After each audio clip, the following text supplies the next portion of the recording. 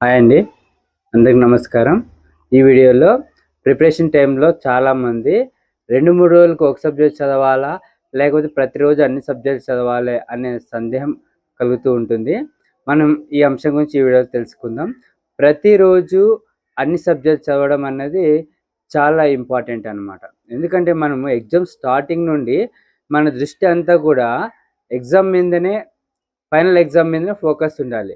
ఆ ఫైనల్ ఎగ్జామ్‌లో 3 అవర్స్‌లోనే మనము చదివిన అన్ని సబ్జెక్ట్‌ని ప్రెజెంట్ చేయాల్సి ఉంటుంది కాబట్టి, మన మైండ్‌ని కూడా స్టార్టింగ్ డే నుంచి కూడా అన్ని సబ్జెక్టులు గుర్తుపెట్టుకునే విధంగా మనము ప్రిపేర్ చేయాల్సిన అవసరం ఉంటదనమాట.